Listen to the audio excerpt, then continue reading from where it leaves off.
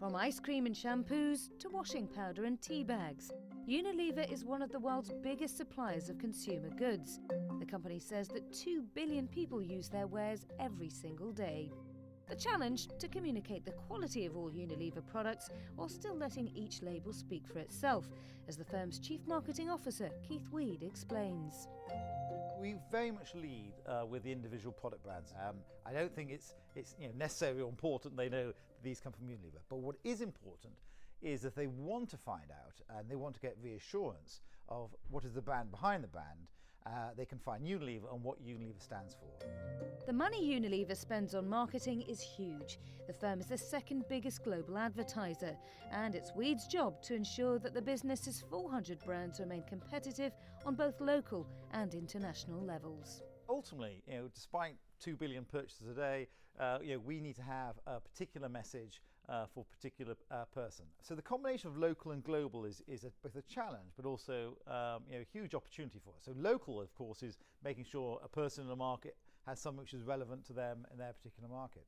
But the global enables us to leverage scale. There are more similarities with a young guy in Mumbai or Shanghai or Sao Paulo than there is between him and his parents and his parents' parents.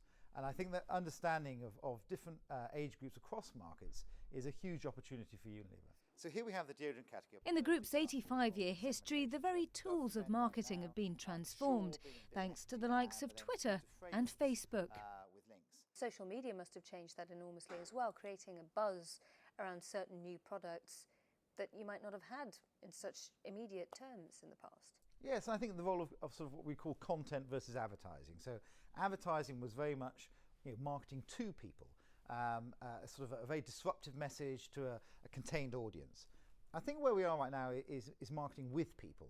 So this is creating and social media. Keeping up with the consumer is crucial. Unilever invests just under 20% of its profits in research and development each year, but blending old and new brands is also a key part of its model.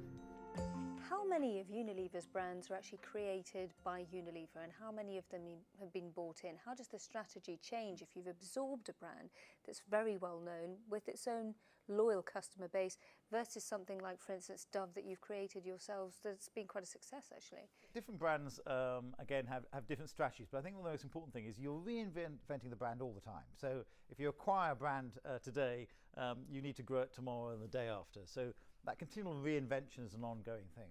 And when we buy a brand, it's normally to fit into a particular portfolio, so we can see a place where we can fit it into the overall category and segmentation. So as a rule, as you know, we've grown many brands, but the ones we buy, Ben & Jerry's is a perfect example. We bought that several years ago, but now is very much a brand of our creation as well. And for a company with almost 50 billion euros in turnover, the future for Unilever lies not just in selling more, but selling products more sustainably. In 2014, the firm says that 55% of its raw agricultural materials were procured from responsible sources. Ultimately, we want the Unilever U to be the trust mark of sustainability, social and environmental sustainability. So if you see two brands and you're not quite sure which one to buy, and you look around the back and you see the Unilever U, it's like the good housekeeping seal of, we know they've done that little bit extra work to make sure these products are sustainable. And how easy or difficult is it to get to somebody to pay a premium for that little U, that sign of comfort and quality on the back? Our brands need to compete individually as brands. The Unilever U, don't get me wrong, is there, as I say, as a reassurance. I'm not looking for a premium for that. So sometimes people say, I know about sustainable products, environmental or social sustainability, will people pay more for it? I think the more important thing is actually we should find a way where people actually pay the same for it. And actually it's about doing good business, but no, not necessarily as a premium.